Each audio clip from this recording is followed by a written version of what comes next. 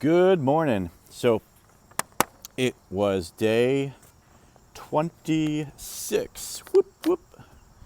In regards to my bread habit yesterday, how's everybody else doing? Post your results. Keep us in the loop. Today we are going to talk about why some people are able to stick with habits longer than others. So we start these new behaviors. We talk about it takes 66 days to form a habit.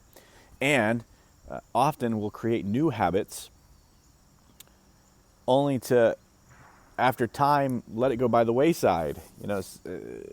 Some might say that that's because it was never actually automatic, it was never part of the routine, but really it could be just because we get bored, right?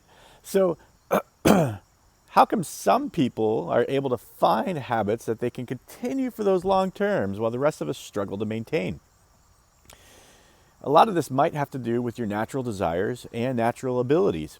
So if you are choosing a behavior that's not something you like to do, there's a good chance that you might not stick with that long term, right? Like if you're not somebody that enjoys running and you get out there and day after day you're doing it just because you're trying to form this habit, at the end of the day, when your 66 days are up, if you still just don't enjoy running, if it's not a part of your identity, it may never be. Like it might be something you do for exercise, but it's not something that you want to keep doing. So, life hack: find something you enjoy doing for exercise. That could be trail running, or hiking in the woods, mountain climbing. Obviously, not all of us can do that. Riding a bike, martial arts, right? If you are not enjoying the behavior, and not just because it's difficult, but because it's not something that you desire to do long term, not to tell you to change 20 days in, but it might be time to pick a different behavior to form into a habit. Similarly, if you have natural abilities that have you more inclined to do a behavior, so if you're 5 feet tall, for instance, forming a habit that will align you to become a pro basketball player one day might not be the best. There are some short basketball players, but 5 feet might be a little bit too short to become a pro. Uh, doesn't mean you can't have fun and play basketball, but depending on what your goal is, likewise, a 7 foot tall person might not be good at gymnastics. Scientists have found that if you want to maintain a behavior, you need to keep it just outside of your peak level of ability, so that way you can keep stretching yourself, but you can't make it so far outside of your ability that you begin to lose motivation. Similarly speaking, in that basketball type concept, if you're 5 feet tall playing against 4-year-olds, you'll probably do okay. But at the same time, it doesn't remain challenging. It doesn't stay exciting. And so that level of ease could cause you to drop that behavior and that habit because it's too easy. And if you're 5 feet tall playing against Allen Iverson or Shaq, it's going to be too difficult, and you're going to lose motivation because there's no way you can continue with that habit. Now, through business, I found a lot of times that character trait, personality trait tests will tell somebody that they are no good or not a match for certain jobs or professions. And what I found is nothing beats determination, nothing beats tenacity.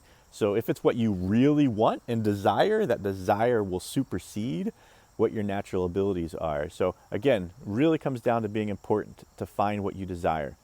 But this is called the Goldilocks rule.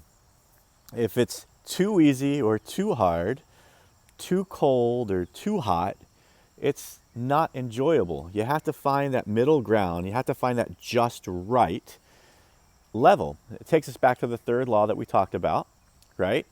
The third law was make it easy. Make it easy.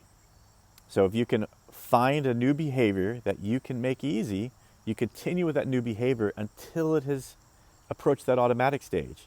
And as it starts becoming automatic and becoming that habit, then you need to start stretching yourself in order to maintain that habit over time.